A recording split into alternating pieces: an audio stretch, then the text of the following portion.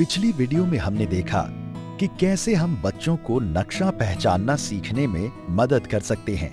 इस वीडियो में हम देखेंगे कि बच्चों में पढ़ने की आदत को कैसे बढ़ावा दिया जा सकता है। माँ, हम तो खेल के वापस आ गए। अरे वाह, तो बताओ अब इस समय आप लोग क्या करते हो? माँ, ये तो हमारा किताब पढ़ने का समय है। अरे हाँ, मैं तो भूल ही गया था। अब याद आया? हाँ मम्मी, आज भी हम एक मजेदार कहानी पढ़ेंगे। तो एक काम करो, दोनों जल्दी से किताबें लेकर आओ और फिर साथ पढ़ेंगे। ठीक है माँ, बहुत मजा आएगा। बच्चों में पढ़ने की आदत को विकसित करने के लिए बच्चों की दिनचर्या में स्वतंत्र पठन का समय को शामिल करना, उनके साथ मिलकर किताबें पढ़ना, पढ़ने के लिए प्रोत्साहित करना और कहानी पर बातचीत करनी चाहिए। इससे बच्चों की पढ़ने की प्रति रुचि बढ़ती है और उनमें तर्क करना, कल्पना करना जैसे कौशलों का विकास होता है। अच्छा, तो ये बताओ आज की कहानी कौन पढ़ेगा? शेर और चूहे की कहानी मैं पढ़ूंगी। ठीक है शीला, आज तुम कहानी पढ़ो। एक बार एक घने जंगल में एक बहुत बड़ा शेर सो रहा था।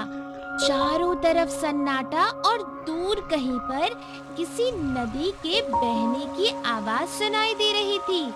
जंगल के सभी जानवर बिल्कुल चुप थे, इस डर से कि कहीं शेर जाग ना जाए। हर तरफ केवल बहुत लंबे पेड़ जो आसमान को छूते हुए से लगते थे। जंगल में शेर के खर्राटों की आवाज सुनाई दे रही थी, जिसको सुनकर आसपास के सभी जानवर चुपचाप वहां से गुजर रहे थे।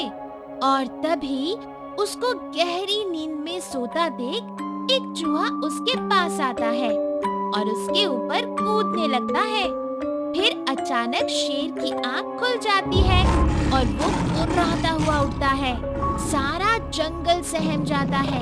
शेर की आवाज सुनकर बाकी सभी जानवर छुप जाते हैं। चूहा शेर को देखते ही डर के मारे भागने की कोशिश करता है, लेकिन शेर उसको पकड़ लेता है।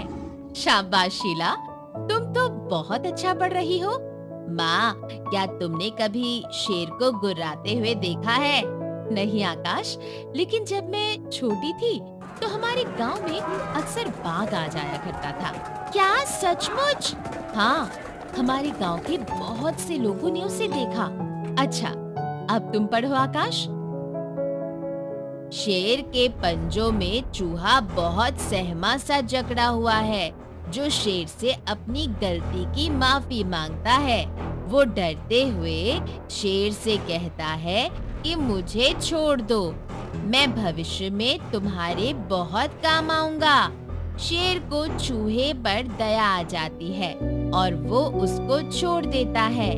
उसके कुछ दिन बाद ही चूहा जंगल में उस शेर को जाल में बंद किसी शिकारी द्वारा ले जाता हुआ देखता है। शेर को मदद के लिए चिल्लाते हुए देखकर चूहा तुरंत उस जाल को काटना शुरू कर देता है।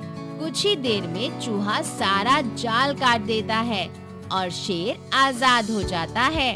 अरे वाह, शेर तो आजाद हो जाता है। ये तो सचमुच बहुत मजेदार कहानी थी मम्मी। माँ, कहानी में शेर तो बहुत दयालु है। हाँ, तो तुम शेर से इतना डरती क्यों हो? जानवरों में भी हमारी तरह दया और प्यार होता है। माँ, ये तो बहुत मजेदार कहानी थी, जिसके अंत में शेर की एक चूहे के साथ दोस्ती हो जाती है। हाँ, लेकिन आकाश, तुम मुझे ये बताओ कि अगर तुम शेर की जगह होते और चूहा तुम्हें गहरी नींद से जगा देता, तो तुम क्या करते? वैसे मुझे नींद से जगाने वाले चूहे पर गुस्सा तो बहुत आता और शायद मैं उसको अपने पंजों में जकड़े रखता, लेकिन एक बार नींद खुल जाने के बाद तो मैं चूहे के साथ ही पकड़म पकड़ाई खेलने लग जाता। वाह आकाश, तुमने तो इस कहानी को शानदार अंत दे दिया। और शीला, अगर तुम चूहे की जगह होती तो तुम क्या करती? अगर शेर मुझे पकड़ता तो मैं उसकी पूंछ पूंछ काट लेती और वहाँ से भाग जाती, लेकिन अंत में जाल काटकर शेर को जरूर बचाती। शाबाश शीला, तो आज की कहानी तो बहुत अच्छी रही। अब हम कल एक नई कहानी पढ़ेंगे। जरूर मम्मी, इससे भी अच्छी कहानी पढ़ेंगे और बहुत सारी बातचीत भी करेंगे। बच्चों में पढ़ने की आदत विकसित करने के लिए नियमित तौर पर उनके साथ किताब पढ़ना और उस पर बातचीत करना जरूरी है। इससे बच्चों में पढ़ने की आदत विकसित होती है, जो उन्हें पठन कौशल विकसित करने और अन्य विषय सीखने में मदद मिलती है। याद रखिए, पढ़ने का कोना निर्धारित पठन समय और किताबों पर बातचीत, तभी हो सकेगी बच्चों में पढ़ने की आदत विकसित।